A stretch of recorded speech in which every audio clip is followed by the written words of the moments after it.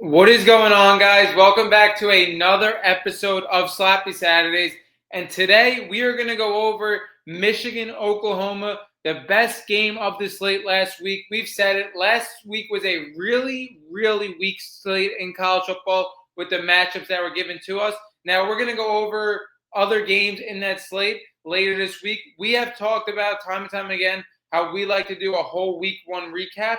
But I really had the time today, and I really want to unleash on a take with Bryce Underwood and Michigan and how this Michigan-Oklahoma game went.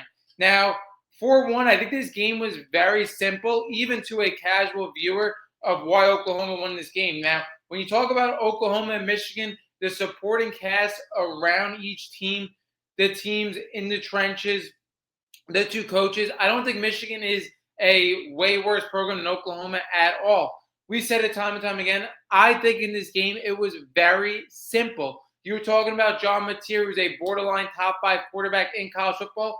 John Mateer has the experience needed going into this year that is going to have his best year in college football. When we look at the route he took a year learning under Cam Ward. He went into a small program starting in Washington State, had a phenomenal year, and now goes into a bigger program when he is ready and developed and ready to shine in college football. This is his third year of experience in college football. The main difference of this game between the two teams was Bryce Underwood compared to John Mateer. Bryce Underwood flat out was just not ready for this environment at all. When you look at Bryce Underwood, 9 for 24 passing, 142 yards, no touchdowns. Again, the only touchdown Michigan scored was on that huge run from Justice Hayes, opening up the second half of football. This was the difference in this game. You have John Mateer again. Not one of the most polished quarterbacks I've ever seen, but a guy that's a true threat in the run game. In design runs, he's absolutely phenomenal. And he has the ability to be consistent passing from downs in intermediate, short, deep routes. Again, not the best throw motion I've ever seen from a college football quarterback, but he's very consistent in the passing game, and his running ability is phenomenal. Now, Deion Burks had an outstanding game as well. 7 receptions, 101 yards, and a touchdown. The best play John Mateer made was when he escaped the pocket on the run to the sidelines to Isaiah Satanga. Absolutely phenomenal play that got them at the goal line. Then he rushed it in as well. That drive was phenomenal from John Mateer, and we saw a lot out of John Mateer. On a Michigan defense that we all believe is above average, he was able to run and throw the ball with consistency. Now, I want to get into Bryce Underwood, why I think in a microwave society, the takes on Bryce Underwood have been absolutely absurd. Now, people feel on the opposite side of Arch Manning, very similar to I feel about Bryce Underwood, how people are just giving Bryce Underwood his flowers way too quick. The stuff I've been hearing about Bryce Underwood has been absolutely insane to me. We've heard multiple people say Bryce Underwood is going to be the best freshman ever to play college football. Now, when you look at freshmen in college football, what we've seen out of Jeremiah Smith last year, arguably the best season we have ever seen from a freshman player ever.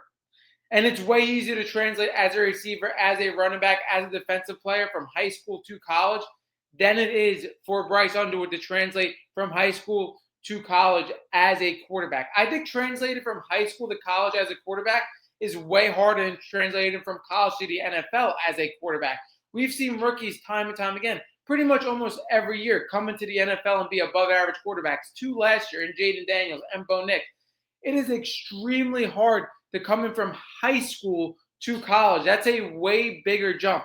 If you're sitting here and you're playing in a conference like SEC for 4 to 5 years and you go in the first round of the NFL, you're way more prepared than anything you could ever be in Texas high school football or Florida high school football, right into starting college football. And I feel like people take it for granted. To say that he will even be the best quarterback as a freshman ever is absolutely insane when over the last 6-7 years, we saw 2 players as freshmen absolutely take over college football that we may never see the likes of it again.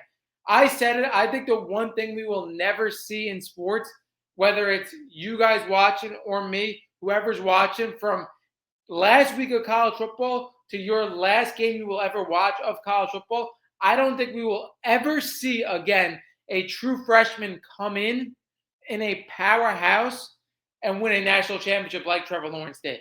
absolutely tear up college football, coming as a true freshman and win a national championship. I truly believe that will never happen again. I truly believe we witness history, and that is one of the hardest things you could possibly ever do in sports. Like I said, to jump from high school to college and to lead a powerhouse to a national championship is absolutely insane. And not only lead them, be the main contributor on that team. I believe we will never see that again. And we sort of added Trevor Lawrence about 8 years ago. It will never happen again, in my opinion. I think there's a very good chance of that. Now, the only time that ever happened was about like 50, 60 years ago in the 1940s, 1950s. I forgot the name of who it was. And then Trevor Lawrence. I believe that will never happen again. And then a couple years back, probably 4 years back, we saw Caleb Williams coming for Spencer Rattler. That year, Spencer Rattler was the odds-on favorite to win the Heisman. He comes in for Oklahoma in the Red River rivalry game, arguably the biggest game of Oklahoma's season every year, down 3 scores. And he comes in unhinged, leads Oklahoma all the way back in that game to win that game, and then, again, goes on in that season and plays a very good season for Oklahoma. Now, Bryce Underwood, again, I don't want people to get it twisted. He has all the talent in the world to be a great college quarterback one day and to be a great NFL quarterback one day. When we look at him, 6'4", 230 pounds, can throw the ball like pretty much anybody, can run the football at his size like pretty much anybody. But to come in a system, in your first true test, in an SEC matchup away, and people think Bryce Underwood was going to come out and win this game, like, again, you are giving a guy way too much credit off rip. Like, I get it. One of the people was Dave Portnoy earlier on Saturday saying that he's going to be the best true freshman ever. Like, again, I get it. He's a biased Michigan fan, but it wasn't only him. It was a ton of people that thought he was the most talented people ever, leaped over Trevor Lawrence in talent. Like, people have to understand, even in a microwave society, when they see so much talent and they want results right away, it is extremely rare that a quarterback, even as talented as Bryce Underwood, is going to come in and tear up college football like a junior, like a senior, as a true freshman. Like, when we see this, this is like once in a decade, sometimes even more, type of play where you see a true freshman come in and be one of the best quarterbacks in college football. It is so rare. It's not like as a rookie season in the pro sports, like I said. It is extremely, extremely tough. The gap, no matter your high school to a big powerhouse school, is way different. And along with Bryce Underwood, we're going to get into it eventually, where we saw DJ Lagway in his freshman season and last Saturday. Again, still not developed. People think the world of DJ Lagway.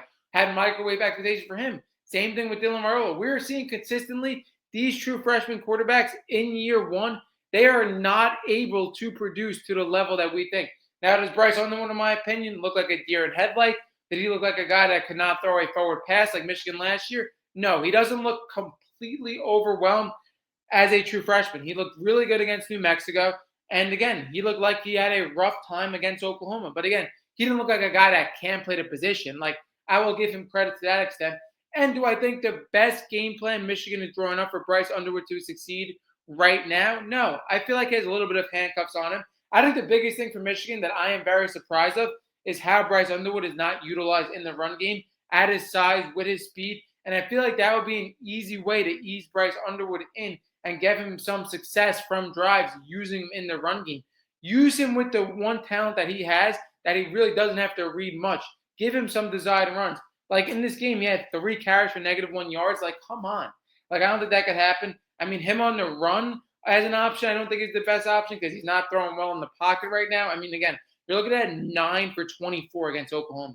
That's horrible. That's in the 40%. Again, I think this Oklahoma-Michigan game was very simple. You have John Mateer that went through college football the right way in his 3rd year of experience, sitting back 1 year, playing for a program, again, that wasn't great and tearing it up, and then coming into a big program, and now he's ready to produce. Well, you have Bryce Underwood in his 2nd start against an SEC team away being expected to produce. Again, like I said, with these true freshman quarterbacks, I think it's always great for them to sit. And I really think if Michigan had options, true options, at the quarterback position this year, Bryce Underwood would be sitting at least half the season, if not the full season. That's what should happen. And no matter the talent of a Bryce Underwood, we should not microwave expectations for a true freshman quarterback to come in and take over. It is the hardest thing to do. For Trevor Lawrence to come in and win a national championship, that is never going to happen again. And for a guy to take over for Kelly Bryant, a really good college football starter, and Dabo Swinney had to say, no, Kelly Bryant, you have to sit because this guy is that special. That's what we talk about when we talk about generational talent. Same thing with Caleb Williams coming in 3 scores in the Red River Rivalry game, sitting down Spencer Rattler, who is, a Heisman favorite in that season and is also a pro quarterback now, and saying, no, Caleb Williams is too special. He has to start and tear it up. Again, it may be 10 years, realistically, where we see a true freshman quarterback be one of the best quarterbacks in the country. Like, that is so rare. I don't want people to take it for granted. And for people with Bryce Underwood, this is the biggest take in college football where people truly have to pump the brakes. Because, like I said, a guy coming out of high school, becoming a true freshman starter and being one of the best starters in the country is a rare thing, a thing that you see pretty much every 10 years. Like, you cannot microwave those expectations. That wraps up this episode of Sloppy Saturdays. Drop down what you thought of this Oklahoma-Michigan game. Drop down your takes of Bryce Underwood. If you agree with me, if you think I'm an idiot, whatever you want to do, drop it down. That wraps up this episode of Sloppy Saturdays, and we are out.